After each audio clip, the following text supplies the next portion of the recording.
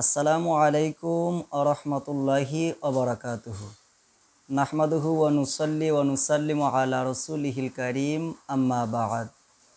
আমার মহান মুর্শিদ গাউসুল আজম খাজা বাবা শাহান শাহী শম্ভুগঞ্জ রহমতুল্লাহি আলাই এবং ওনার নুরানি আওলাদগণ ওনাদের কদম মোবারকে অসংখ্য অগণিত কদম বসি জানিয়ে আজকে আমি আমার ভিডিও শুরু করতে যাচ্ছি ইনশাআল্লাহ। সম্মানিত দর্শক মণ্ডলী, যে যেখান থেকে আজকে আমার ভিডিও দেখছেন সকলকে জানাই আন্তরিক মোবারকবাদ এবং অভিনন্দন। আজকে যে বিষয়টি নিয়ে আপনাদের সম্মুখে কথা বলবো সেই বিষয়টি হচ্ছে প্রিয় নবী সাল্লাল্লাহু আলাইহি ওয়াসাল্লাম ওনার মহান আহলি বাইতের পরিচয়। মহান আহলি বাইত কারা?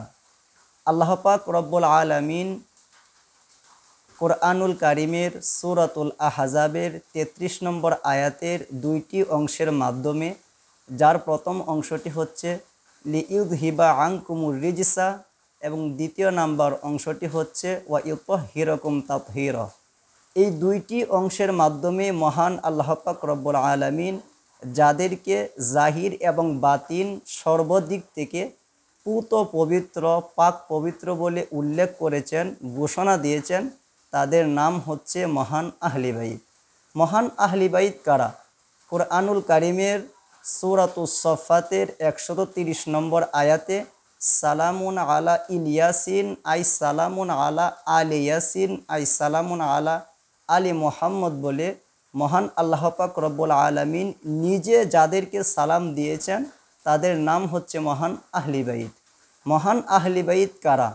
আপনার এবং আমার নামাজের মধ্যে যাদের উপর দরুদ শরীফ না পড়লে এবং যাদেরকে সালাম না দিলে আপনার এবং আমার নামাজ মকবুল হবে না, গ্র্যান্টেড হবে না, নামাজ বাতিল হয়ে যাবে, তাদের নাম হচ্ছে মহান আহলি বাইত।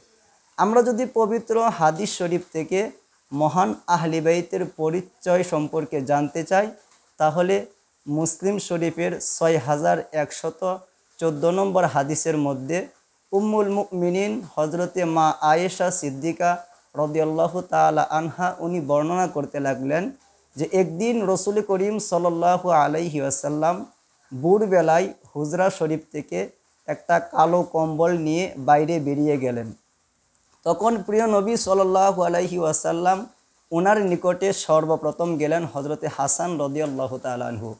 প্রিয় নবী সাল্লাল্লাহু আলাইহি সাল্লাম হজরত হাসানকে কম্বলের একদিকে ঢুকিয়ে দিলেন, একদিকে প্রবেশ করালেন। এরপর চলে আসলেন হজরতে মৌলা হুসাইন রাদিয়াল্লাহু তাআলা আনহু। হজরতে রসুল করিম সাল্লাল্লাহু আলাইহি ওয়াসাল্লাম মৌলা হুসাইন রাদিয়াল্লাহু তাআলা আনহুকে কম্বলের আরেক পার্শ্বে উনি ঢুকিয়ে দিলেন। এরপর চলে আসলেন হজরতে মা ফাতিমা রাদিয়াল্লাহু তাআলা আনহু। রসুল পাক সাল্লাল্লাহু আলাইহি ওয়াসাল্লাম মা ফাতিমা রাদিয়াল্লাহু তাআলা আনহাকে কম্বলের আরেক পার্শ্বে ঢুকিয়ে দিলেন। এরপরে চলে আসলেন হজরতে আলী কারামাল্লাহু ওয়াজহা। তারপর রসুল পাক সাল্লাল্লাহু আলাইহি ওয়াসাল্লাম হজরতে আলী কারামাল্লাহু ওয়াজহুকে কম্বলের আরেক পার্শ্বে ঢুকিয়ে দিলেন। তো ডান পাশে দুজন, বাম পাশে দুজন, মাঝখানে পিয়ারা নবী সাল্লাল্লাহু আলাইহি ওয়াসাল্লাম উনি রয়ে গেলেন। উনি এবার দুই হাত তুলে আল্লাহ পাকের দরবারে বলতে লাগলেন আল্লাহুম্মা হাউলাই আহলি। আল্লাহ, ডান পাশে দুজন, বাম পাশে দুজন, হাসান হুসাইন, মৌলা আলী এবং ফাতেমা, এরাই হচ্ছে আমি নবীজের আহলি বাইত। সুবহানাল্লাহ। তো আহলি বাইতের গুরুত্ব সম্পর্কে আমরা যদি জানতে চাই তাহলে তিরমিজি শরীফের 3786 নম্বর হাদিসের মধ্যে রসুল পাক সাল্লাল্লাহু তাআলা আলাইহি ওয়াসাল্লাম উনি ইরশাদ করেছেন তারাকতু ফিকুম মা ইন আখাযতুম বিহি লান তাদিল্লু কিতাবাল্লাহি ওয়া ইতরাতি আহলি বাইতি। রসুল পাক সাল্লাল্লাহু আলাইহি ওয়াসাল্লাম উনি বলেছেন, উম্মতগণ তোমরা জেনে রাখো আমি রসুল পাক তোমাদের নিকটে দুইটা জিনিস রেখে যাচ্ছি, তোমরা যতক্ষণ পর্যন্ত এই দুইটা জিনিস শক্ত করে আঁকড়ে ধরে রাখবে ততক্ষণ পর্যন্ত দুনিয়ার কোনো বালা মুসিবত, কোনো ফিতনা তোমাদেরকে জান্নাত অর্থাৎ পথভ্রষ্ট করতে পারবে না। সেই দুইটা জিনিসের প্রথম জিনিসটা হচ্ছে কিতাব আল্লাহ, আল্লাহ পাকের কোরআন, এবং দ্বিতীয় নাম্বার যে জিনিসটা রয়েছে সেটা হচ্ছে প্র্যাকটিক্যাল কোরআন অর্থাৎ আমার আহলি বাইত। সুবহানাল্লাহ। তো আমরা এখন আহলি বাইতের গুরুত্ব সম্পর্কে জানলাম, আহলি বাইতের পরিচয় সম্পর্কে জানলাম। এখন আমরা জানবো আহলি বাইতকে মহব্বত করা এইটা কি মুস্তাহাব নাকি সুন্নত নাকি ওয়াজিব নাকি ফরজ নাকি ফরজে কেফায়া নাকি ফরজে আইন, এটা আমরা জানবো।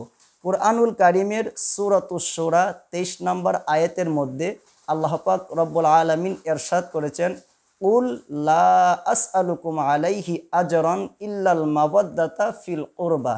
এই আয়াতকে লক্ষ্য করে ইমাম শাফি রহমতুল্লাহি আলাই, ইমাম ইবনু জয়নুল আবিদিন রাদিয়াল্লাহু তাআলা আনহু, ইমাম হাসান রাদিয়াল্লাহু তাআলা আনহু, এমনকি সাহাবায়ে কেরামের একটা বিরাট দল এই আয়াতকে লক্ষ্য করে ওনারা বক্তব্য পেশ করেছেন। আল্লাহ পাক রব্বুল আলামিন এই আয়াত নাজিল করে কিয়ামত পর্যন্ত প্রত্যেকটা উম্মতে মুহাম্মদের জন্য আহলে বাইতকে মহব্বত করা এটা ফরজে আইন করে দিয়েছেন, এটা সকলের জন্য ফরজ করে দিয়েছেন। তো ফরজে আইন কেমন করে করলেন? আল্লাহ পাক রব্বুল আলামিন এই আয়াতের মাধ্যমে নামাজের মতো দিনে শুধু 5 বার আহলে বাইতকে মহব্বত করব এমন করে ফরজ করেন নাই। 12টা মাসের মধ্যে রোজার মতো শুধু 1 মাস আহলে বাইতকে মহব্বত করব এমন করে ফরজ করেন নাই। হজ এবং জাকাতের মতো শুধু ধনী ব্যক্তিরা আহলে বাইতকে মহব্বত করবে এমন করে ফরজ করেন নাই, বরং আল্লাহ পাক রব্বুল আলামিন এই আয়াতের মাধ্যমে প্রত্যেকটা মুমিন বান্দার জন্য, প্রত্যেকটা মুসলমানের জন্য, প্রত্যেকটা ঈমানদারের জন্য জীবনের প্রত্যেকটা মুহূর্তে, প্রত্যেকটা সেকেন্ডে আহলে বাইতের প্রেম হৃদয়ে ধারণ করাটাকে মহান আল্লাহ পাক রব্বুল আলামিন এই আয়াতের মাধ্যমে ফরজে আইন করে দিয়েছেন। তো আমরা জানলাম রাসূল পাক সাল্লাল্লাহু আলাইহি ওয়াসাল্লাম শুধু তাই নয়, কুরআনুল কারীম থেকে আহলে বাইতের প্রেমকে প্রত্যেকটা মুমিন বান্দার উপর ফরজ করে দেয়া হয়েছে। আমরা যদি তিরমিজি শরীফের 3789 নম্বর হাদিসের দিকে একটু লক্ষ্য করি, রাসূল পাক সাল্লাল্লাহু আলাইহি ওয়াসাল্লাম উনি ইরশাদ করেছেন যে আহিব্বুনি বিহুব্বিল্লাহ ওয়া আহিব্বু আহলে বাইতি লিহুব্বি। রাসূল পাক সাল্লাল্লাহু আলাইহি ওয়াসাল্লাম উনি বলেছেন, তোমরা যদি আল্লাহ পাককে মহব্বত করতে চাও, আল্লাহ পাককে ভালোবাসতে চাও, তাহলে সর্বপ্রথম আমি নবীকে ভালোবাসো, আমি নবীকে মহব্বত করো। কেননা আমি নবীকে ভালোবাসলে, আমি নবীকে মহব্বত করলে ডাইরেক্ট আল্লাহ পাককে ভালোবাসা হয়ে যাবে, ডাইরেক্ট আল্লাহ পাককে মহব্বত করা হয়ে যাবে। ইয়া রাসূলুল্লাহ, আপনি বললেন আপনাকে ভালোবাসলে আল্লাহ পাককে ভালোবাসা হয়, আপনাকে মহব্বত করলে আল্লাহ পাককে মহব্বত করা হয়, কিন্তু প্রশ্ন, আপনাকে কিভাবে ভালোবাসবো, আপনাকে কিভাবে মহব্বত করব? তখন মায়ার নবী, দয়ার নবী সাল্লাল্লাহু আলাইহি ওয়াসাল্লাম পরের হাদিসের অংশের মধ্যে উনি বলেছেন, ওয়া আহিব্বু আহলে বাইতি লিহুব্বি। তোমরা যদি আমার হাসানকে, হুসাইনকে, মৌলা আলী এবং ফাতেমাকে ভালোবাসতে পারো, তাহলে আমি নবীকে ভালোবাসা হয়ে যাবে, আমি নবীকে মহব্বত করা হয়ে যাবে। দুইটা পয়েন্ট লক্ষ্য করবেন, কোরআনুল কারীমের আয়াত দ্বারা আহলে বাইতকে মহব্বত করা ফরজ সাব্যস্ত হয়েছে এবং হাদিস শরীফের এই অংশটুকু দ্বারা আহলে বাইতকে মহব্বত করার জন্য রাসূল পাক সাল্লাল্লাহু আলাইহি সাল্লাম আমাদেরকে বলেছেন। এখন আমরা আহলে বাইতকে কতটুকু মহব্বত করব, কেমন ভালোবাসবো, এইটা শিখব সাহাবায়ে কেরাম রাদিয়াল্লাহু তাআলা আনহুম আজমাইন থেকে। হযরতে আবু বকর সিদ্দিক রাদিয়াল্লাহু তাআলা আনহু, যেই হাদিসটা বুখারী শরীফের 3712 নম্বর হাদিসের মধ্যে এসেছে, হযরতে আবু বকর সিদ্দিক রাদিয়াল্লাহু তাআলা আনহু উনি বলতে লাগলেন, ওয়াল্লাযী নাফসি বিয়াদিহি লাকরাবাতু রাসূলিল্লাহি সাল্লাল্লাহু আলাইহি ওয়াসাল্লাম আহাব্বু ইলাইয়া আন আসিলা মিন করাবাতি। নবীজির শ্রেষ্ঠ সাহাবী হযরতে আবু বকর সিদ্দিক রাদিয়াল্লাহু তাআলা আনহু উনি বলতে লাগলেন, খোদার কসম, আল্লাহর কসম, যেই আল্লাহর হাতে আমি আবু বকরের জীবন, সেই আল্লাহর কসমকে বলতেছি, আমি আবু বকর আমার পরিবারের চাইতে নবীজের আহলে বায়েতকে বেশি মহব্বত করি, নবীজের আহলে বায়েতকে বেশি ভালোবাসি। সুবহানাল্লাহ। শুধু তাই নয়, 3712 নম্বর হাদিসের পরের হাদিস 3713 নম্বর হাদিসের মধ্যে হযরতে আবু বকর সিদ্দিক রাদিয়াল্লাহু তাআলা আনহু উনি বলতে লাগলেন যে, উরকুবু মুহাম্মাদান সাল্লাল্লাহু আলাইহি ওয়াসাল্লামা ফি আহলে বাইতিহি। ওগো উম্মতে মুহাম্মদি, তোমরা যদি নবীজিকে সন্তুষ্ট করতে চাও, নবীজিকে রাজি করতে চাও, নবীজিকে খুশি করতে চাও, তাহলে সর্বপ্রথম আহলে বাইতকে রাজি করো, সর্বপ্রথম আহলে বাইতকে খুশি করো, সর্বপ্রথম আহলে বাইতকে সন্তুষ্ট করো, সর্বপ্রথম আহলে বাইতকে তাজিম করো, সম্মান করো। কেননা আহলে বাইতের প্রেম ছাড়া, আহলে বাইতকে খুশি করা ছাড়া, আহলে বাইতকে রাজি করা ছাড়া প্রিয় নবীজিকে রাজি করা অসম্ভব। এটা আমি বলি নাই, আপনি বলেন নাই, এটা বলেছেন হজরতে আবু বকর সিদ্দিক রাদিয়াল্লাহু তাআলা আনহু। আমরা কেন আহলে বাইতকে মহব্বত করব না? কেনই বা তাদেরকে হৃদয়ে ধারণ করব না? কেনই বা তাদেরকে আমরা আঁকড়ে ধরে রাখবো না? কারণ আহলে বাইত হচ্ছে এমন একটা সত্তা, পাক পাঞ্জাতন হচ্ছে এমন একটা জাত, যেই জাতের কাছে, যেই সত্তার কাছে উম্মতে মুহাম্মাদি, প্রত্যেকটা উম্মতে মুহাম্মাদি কিয়ামত পর্যন্ত যত প্রকার এবং যতজন উম্মতে মুহাম্মাদি আসবে, আহলে বাইতের কাছে আমরা ঋণী। কেননা আহলে বাইত পাক পাঞ্জাতনের যিনি প্রধান হজরতে রসুলে পাক সাল্লাল্লাহু আলাইহি ওয়াসাল্লাম, আপনারা জানেন রসুলে পাক সাল্লাল্লাহু আলাইহি ওয়াসাল্লাম যখন দুনিয়ার জমিনে তিনি আগমন করেছিলেন, তখন একটাই স্লোগান ছিল, রব্বি হাবলি উম্মাতি। রসুলে পাকের 63 বছর জিন্দেগানিতে একটাই স্লোগান ছিল, রব্বি হাবলি উম্মাতি। রাত্রেবেলার তাহাজ্জুদে একটাই স্লোগান ছিল, রব্বি হাবলি উম্মাতি।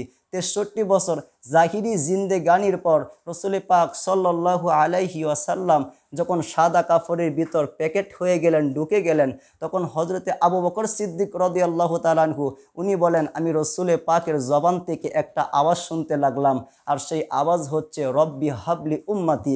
এখনও যদি কোনো মুমিন বান্দা রওজা শরীফের মধ্যে কানটা লাগাইয়া মহব্বতের কান লাগিয়ে যদি শুনে, তাহলে শুনতে পারবে রসুল পাক কিয়ামত পর্যন্ত একটাই স্লোগান দিচ্ছেন, রব্বি হাবলি উম্মাতি।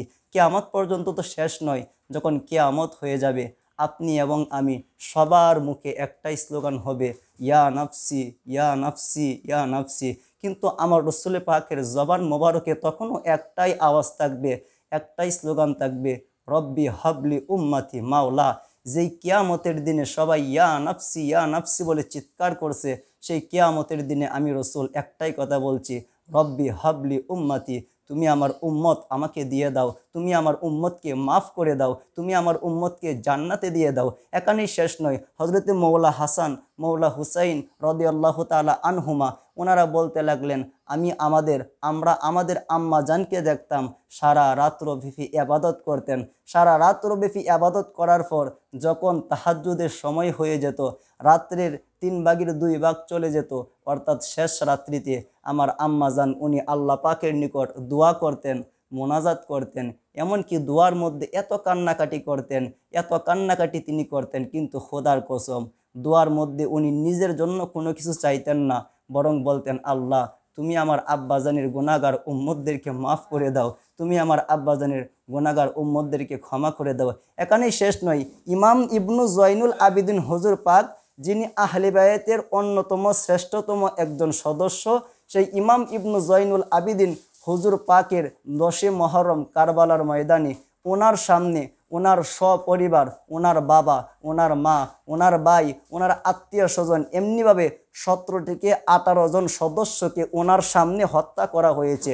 আমার বাবাকে যদি হত্যা করা হয়, আমার মাকে যদি হত্যা করা হয় আমার সামনে, আর আমি যদি কোনোদিন সেই মক্কার দেশে যেতে পারি, কাবা শরীফের গিলাফটা ধরতে পারি, তখন আমি বলবো, আল্লাহ আমার সামনে যারা আমার আব্বাকে হত্যা করেছে, আমার সামনে যারা আমার মাকে হত্যা করেছে, তুমি আগে তাদের বিচার করো। কিন্তু ইমাম ইবনু জয়নুল আবিদিন হুজুর পাক যখন ওনার সামনে 17 জন পরিবারের সদস্যকে হত্যা করা হলো, সেই ইমাম ইবনু জয়নুল আবিদিন হুজুর পাক যখন মক্কা শরীফে গেলেন হজ করার জন্য, তখন কাবা শরীফের গিলাফ ধরে বলেছিলেন, আল্লাহ সবাই এখানে বিচার চাইতে আসে, কিন্তু আজকে আমি বিচার চাইতে আসি নাই। আল্লাহ আমার সামনে যেই 16 থেকে 17 জন, মতান্তরে 17 থেকে 18 জন আমার পরিবারের সদস্যকে হত্যা করা হয়েছে, তুমি তাদের বিনিময়ে হজরতে নবী মুহাম্মদুর রাসূলুল্লাহি সাল্লাল্লাহু আলাইহি ওয়াসাল্লাম ওনার উম্মতকে মাফ করে দাও, ওনার উম্মতকে ক্ষমা করে দাও। সুতরাং আহলে বায়াতের যারা প্রথম থেকে শুরু করে শেষ পর্যন্ত,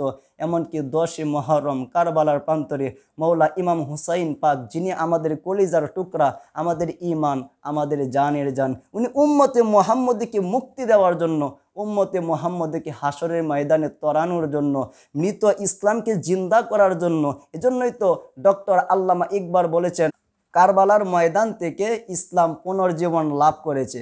উনি বলেছেন যে কারবালার ময়দান থেকে ইসলাম পুনর্জীবন লাভ করেছে। সুতরাং হজরত ইমাম হুসাইন রাদিয়াল্লাহু তাআলা আনহু উনি ইসলামকে জিন্দা করার জন্য কারবালার ময়দানে নিজের প্রাণকে উৎসর্গ করে দিয়েছেন। সুতরাং আমাদেরও উচিত ওনাদের প্রেম হৃদয়ে ধরে রাখা, ওনাদের মহব্বত আঁকড়ে ধরে রাখা। মৌলা হাসান হুসাইন রাদিয়াল্লাহু তাআলা আনহুমা, মা ফাতেমা এবং হজরতে আলী কাররামাল্লাহু ওয়াজহাহু, ওনাদের সকলের মহব্বত, নবী পাকের মহব্বত নিয়ে যেন আমরা জীবনের শেষ নিঃশ্বাস ত্যাগ করতে পারি। এই বলে আপনাদের নিকট থেকে আজকের জন্য বিদায় নিলাম। পরবর্তীতে অন্য কোনো বিষয় নিয়ে আপনাদের সম্মুখে আসবো ইনশাআল্লাহ। সকলকে দেখার প্রতি আহ্বান রইল। আসসালামু আলাইকুম ওয়া রাহমাতুল্লাহি ওয়া বারাকাতুহু।